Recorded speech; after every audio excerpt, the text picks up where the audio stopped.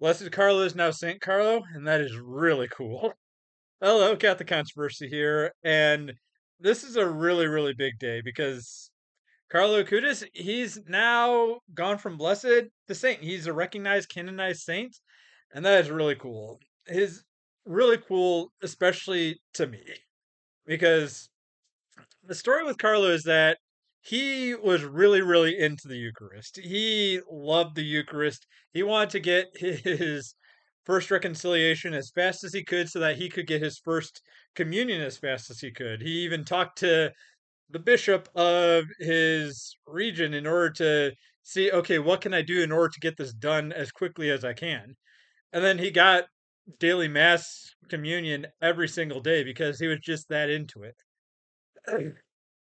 And he's been canonized as a saint in the Catholic Church. His intercessions led to, I believe it was at least two miracles. That's one of the standards in order to become a saint, and they were fully recognized. And he's now among the greats. He has achieved one of the highest honors that you can get in the Catholic Church, really. And it's not so much just that he's young. I mean, he died when he was 15, and he's definitely on the younger side when it comes to canonized saints. But he's not the youngest. You go through it. There's 14-year-old martyrs, 13-year-old martyrs. I think the earliest one is a 10-year-old martyr. So it's like it's not uncommon, or it's not completely unheard of. I mean, I would say is that because yeah, there were some martyrs that were really young, and there might be some others that just performed miracles through their intercession and weren't just martyred for their faith.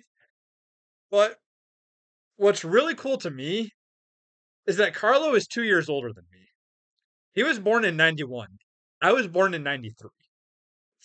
Carlo had a Super Nintendo. I had a Nintendo 64 and knew people that had Super Nintendos. He saw all the same things that I saw as a millennial up until 2006 when he contracted leukemia and died at 15. And his big thing is that he made websites to showcase Eucharistic miracles.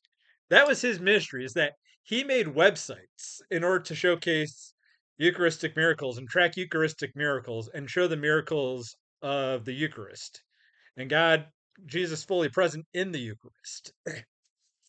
And what's so cool about that is that back in the 90s and early 2000s, that's what you did.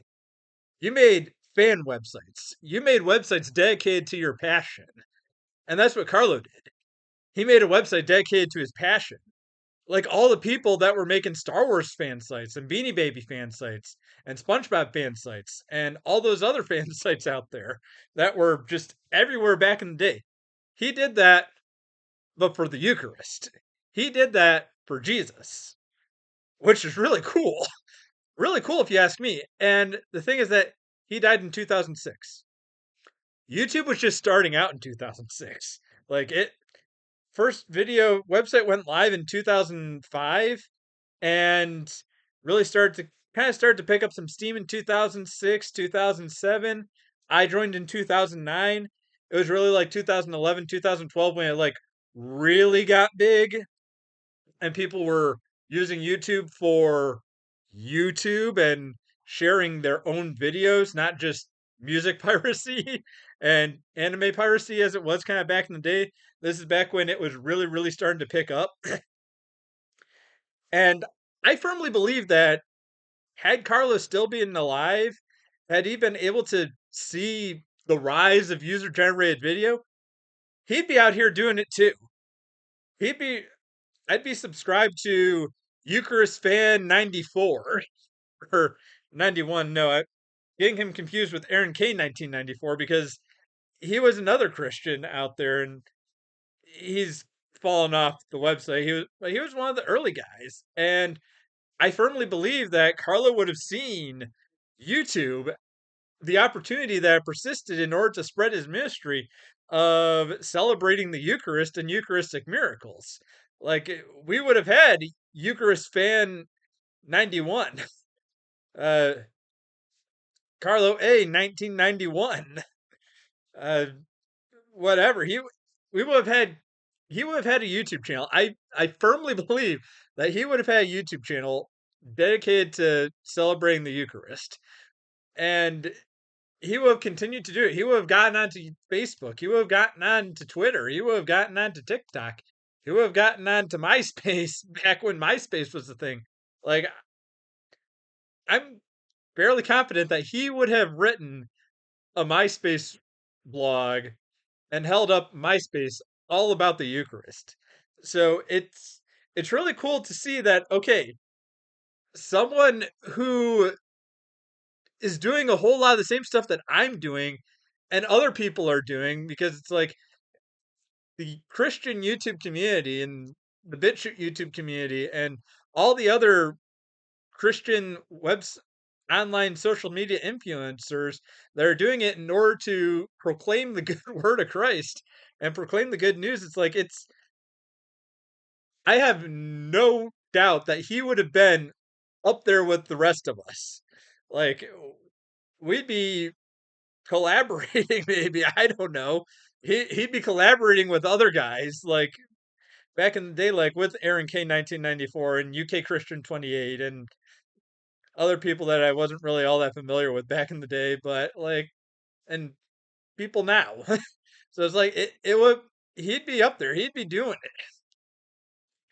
And it's just really it's great to think that it's like people of my generation are still able to do the great things and they're able to use the media and technology of the time in order to still spread the good word and have that be recognized by the church.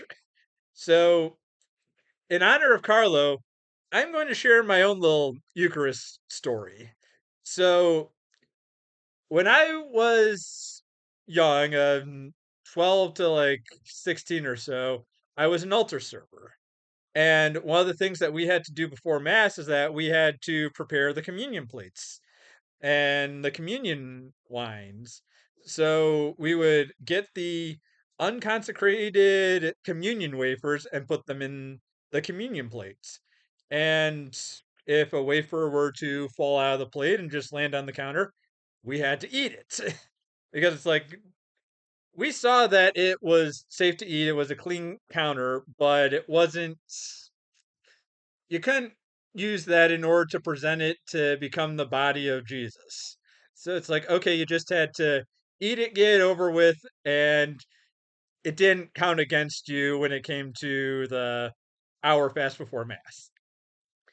And one thing with that is that the unconsecrated Eucharists, not Eucharist, communion wafers, the unconsecrated communion wafers, before it became the Eucharist, they tasted different. Like, just when it's just the bread, it tastes different. It tastes bland, it tastes dry, whereas the actual Eucharist, when it really becomes the body and blood of Christ, it tastes full. There is flavor to it. There is a warm sensation to it. And if they were just the same pieces of bread, there wouldn't be that difference. That's how I know of the full presence of the body of Christ in the Eucharist, is that I can taste the difference. I'm not recommending going out and trying it for yourself because, don't put the Lord your God to the test. But if you're ever in the situation where you find yourself where you have to eat an unconsecrated communion host, pay attention and see, does this taste different? Because for me, I've noticed the difference. Well, this has been Catholic Controversy signing off. May God bless you.